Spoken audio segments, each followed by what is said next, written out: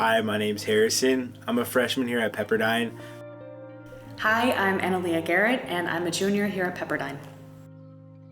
Hi, my name is Kanan Woodward. I'm a freshman, and this is my story. Ever since I was in kindergarten, just dealt with a lot of pressure because I was actually held back. People would look at me differently, people would see me in a different lens, and that began to develop some thoughts in my mind that I was just thinking, wow, am I not good enough? Am I not smart enough? Those thoughts would begin to creep into my mind and I would say, wow, who do I really want to be?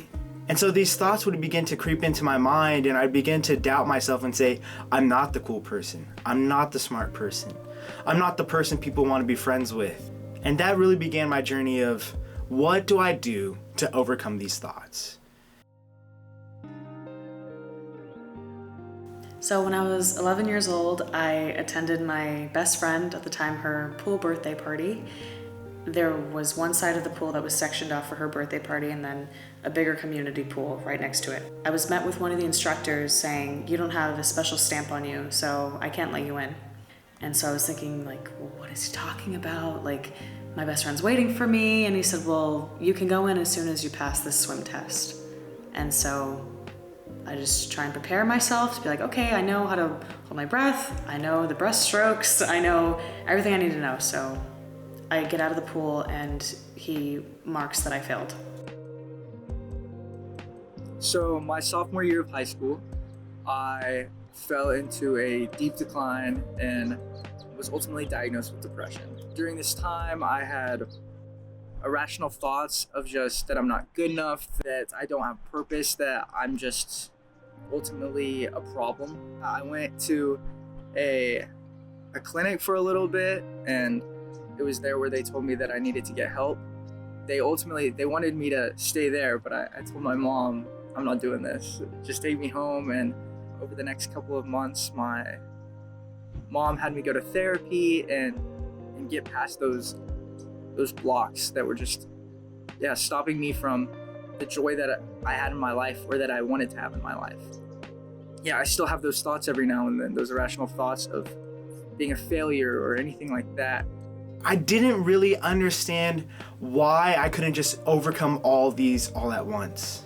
We have these weights that the world puts on us, these expectations that we're supposed to meet, these ideas that we're supposed to be of who we are as a person.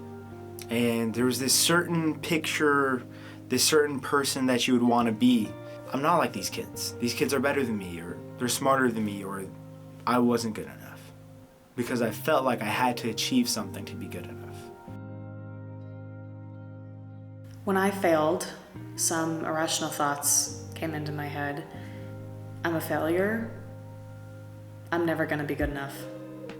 But then just feeling all the eyes on me from all of her friends, and just like the whispers I could kind of start to hear.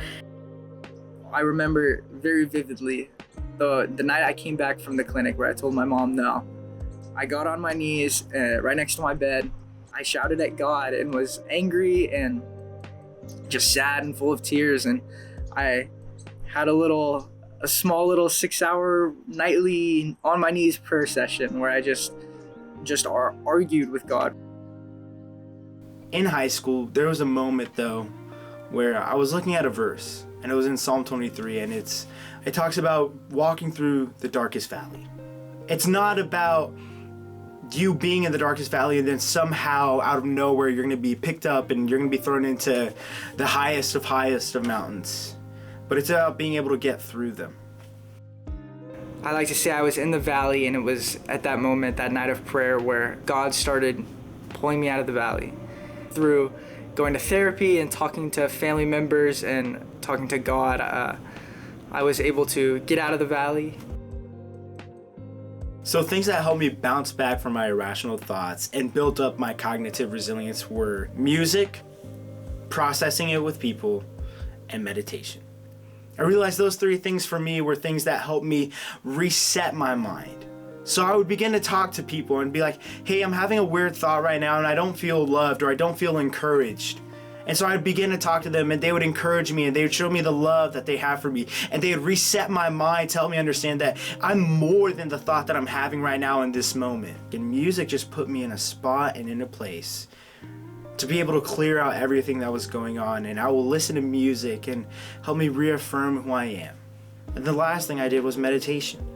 And meditation really has helped me in understanding I can take a minute to slow things down, to breathe in and to breathe out. So a way that I was able to bounce back in this story, I go back in and I fail again. And I fail again and again and again and again. And it isn't until the 7th or 8th time that I get out of the pool and I'm met with the stamp on my hand.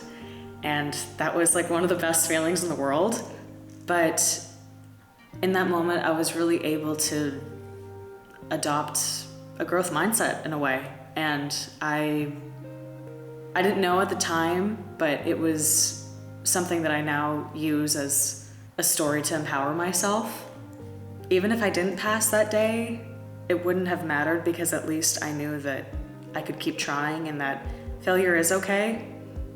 I've built those habits that have just allowed me to find some sort of, I don't know, safe space, I guess, where when I find myself feeling anxious or sad, I'm able to run back to these habits, these consistent moments where I can meet with God or my therapist or my friends or my uncle or family, talk back through these things. Resilience to me means strength in times of adversity. If someone was having a hard time bouncing back, talk to someone they know and someone they love about it, and ultimately just talk to God, because he's someone you can lean on, and he loves you a lot.